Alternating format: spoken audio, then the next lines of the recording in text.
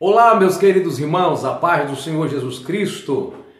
Você é o meu convidado para continuar nos ajudando, compartilhando vídeos, contribuindo com a propagação da palavra de Deus. Desta vez, alguns conselhos, talvez algumas críticas construtivas para o nosso crescimento ministerial a serviço do Rei Jesus.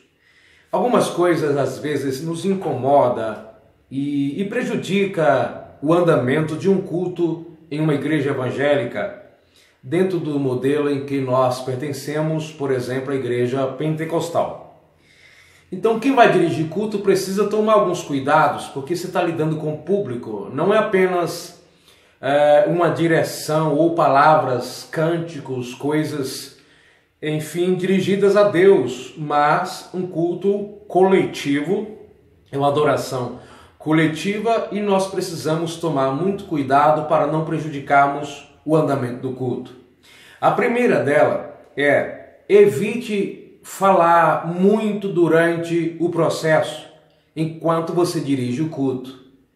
Enquanto você está dando oportunidade, está orando, enquanto está neste trabalho na frente de um culto público, em que vai ter louvores, vai ter orações, vai ter ofertas, dízimos, apresentações, evite falar, fale o mínimo possível enquanto dirige um culto, pois isso incomoda muito a igreja e prejudica, até porque não tem necessidade de nós falarmos o culto inteiro. Principalmente aquele que dirige o culto e depois vai ainda pregar no final. Segundo, não confunda culto animado com culto avivado. Um culto avivado é um processo que o Espírito Santo executa em nós, em nossos corações, para que venhamos reagir adorando a Deus em espírito e verdade, glorificando, cantando, sendo todos com o mesmo propósito, com o mesmo espírito, com as mesmas atitudes no que se refere à direção do culto. Culto avivado, ele é pelo poder do Espírito. O culto animado é algo que vem de quem está dirigindo, aquele culto alegre, e a pessoa confunde isso com o poder de Deus, certo? E quem está lá embaixo sabe que é apenas uma pessoa carismática, animada, corajosa, que fala em público com desenvoltura, mas isso pode ser feito também num palanque de político, em qualquer outro lugar. Então nós precisamos dirigir um culto na direção do Espírito para que as palavras que venhamos falar, a condução desse culto, as oportunidades que venhamos transmitir às pessoas possa contribuir para que o culto seja um culto avivado pelo poder do Espírito. Por isso, veja lá para quem você está dando oportunidade. Terceiro, incentivar a igreja à adoração, a cantar, a ficar de pé, ou a sentar, ou contribuir. Não podemos confundir isso com cobranças. Nós falamos muito nisso. Às vezes nós queremos que a igreja venha reagir enquanto cantamos, enquanto pregamos, enquanto estamos na direção do culto, enquanto estamos falando alguma coisa no púlpito, ao microfone ou não, e nós percebemos que a igreja está um pouco apática, que a igreja está desapercebida, e a gente, ao invés de pedir a Deus direção para que faça alguma coisa para animar essa igreja no sentido de voltar a atenção para o que está fazendo, a gente começa a cobrar. A cobrança vem geralmente com crítica, a gente começa a fazer apelações que não contribuem para o bem-estar da igreja.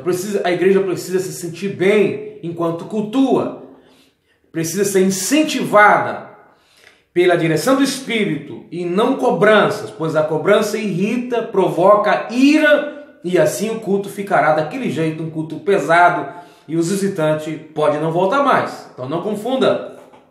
Quarto, se você está dirigindo um culto, tem os companheiros na nave da igreja ou no púlpito, com sabedoria.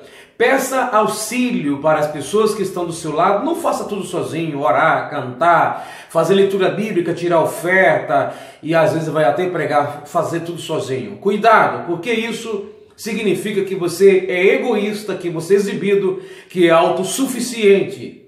Também faz mal para o andamento do culto.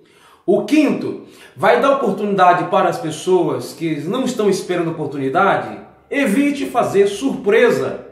Dê oportunidade para alguém cantar e na sequência você fala assim, olha, vamos ouvir o João cantar, orar, ler uma porção bíblica e depois do João a Maria esteja pronta para também fazer algo, né? Que a Joana venha também louvar ao Senhor depois do João, depois do André, para que você não pegue a pessoa de surpresa. A pessoa às vezes não tem uma oportunidade sempre, não está preparada espiritualmente, psicologicamente, e ela pode reagir não muito bem, e isso ser sentido pela igreja. Não podemos constranger as pessoas no processo da direção do culto. Sexto, e quando dá oportunidade para alguém, você que dirige o culto, cuidado, se a pessoa não aceitar a oportunidade, não a critique, porque ela não é obrigada a aceitar a oportunidade. Ela não é, na igreja, não é nem obrigada a dar oportunidade para as pessoas nesse sentido de participação, ou seja, alguém está sentado lá embaixo, não nada da igreja, vem aqui cantar um hino, a não ser que você esteja chamando a pessoa para cooperar com você na direção do culto, no sentido específico, os cooperadores. Mas as pessoas que não têm oportunidade sempre, ou que obreiro, que não tem esse hábito, não tem certa habilidade, não tem costume de falar em público, surpreender as pessoas dizendo, vamos agora ouvir o João, e o João não tem oportunidade de estar sempre fazendo isso, ele pode vir apenas para fazer a vontade sua, e não a vontade dele ou a vontade de Deus. Isso é constrangedor. E depois a gente critica, olha irmão, você não deve rejeitar a oportunidade. Quem foi que disse que não deve? Quem foi que disse que isso é errado? Errado é surpreender a pessoa, e a pessoa, por ser surpreendida, ela diz não. Se você avisar a pessoa antecipadamente, ela vai mandar um bilhetinho dizendo, olha, eu não quero oportunidade hoje, não estou bem, não gosto. Ela tem todo o direito e ela não está pecando diante de Deus.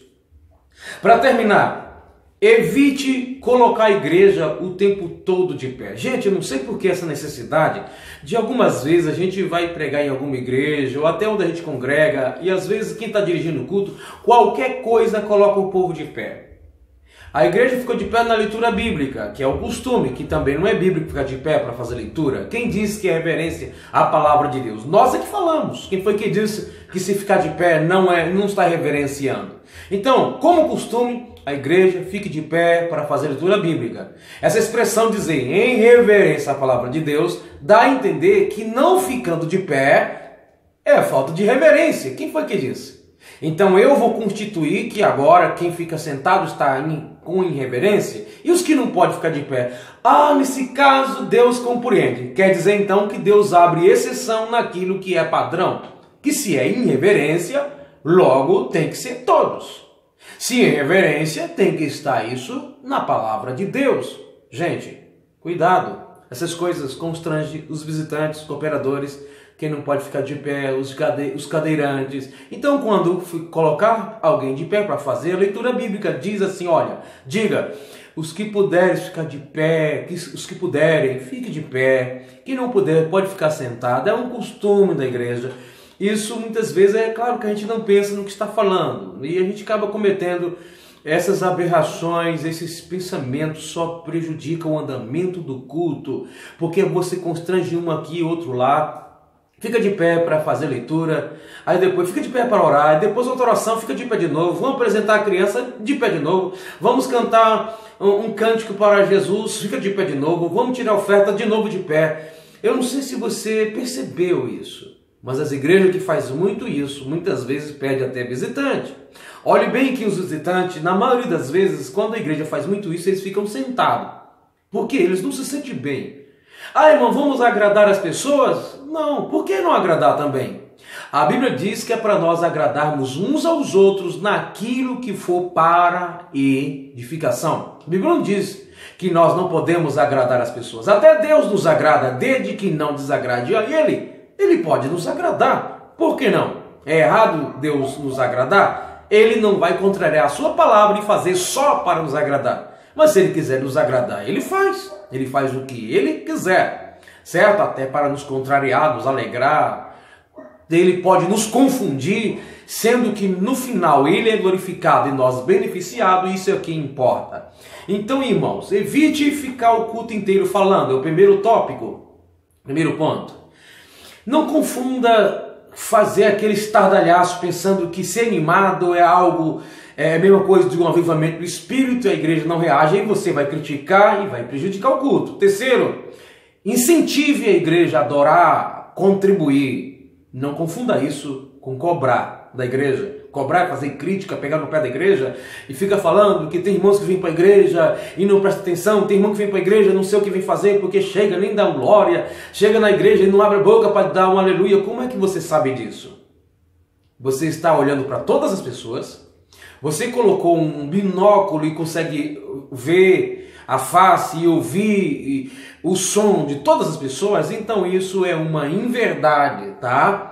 Não confunda animação com avivamento. Quarto, não faça o culto sozinho, tem os cooperadores de púlpito, até mesmo na nave da igreja, evite.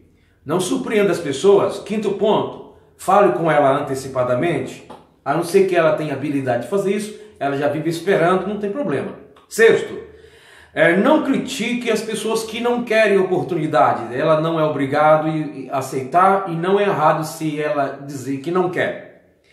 A igreja de pé o tempo todo. Evite essas coisas. Quem está dirigindo o culto pode prejudicar o andamento do culto até a hora da pregação, pode contribuir para uma boa recepção, e aí o pregador vai ter um momento propício para transmitir a palavra e as pessoas vão receber com mais facilidade. Eu não sei se você sabia, mas quem dirige o culto muitas vezes contribui para a recepção da pregação pelos ouvintes ou pode prejudicar muito. Por isso, grave você dirigindo o culto e se coloque no lugar das pessoas e perceberá que pode melhorar em alguma.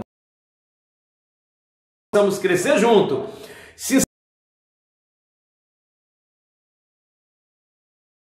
Abraço.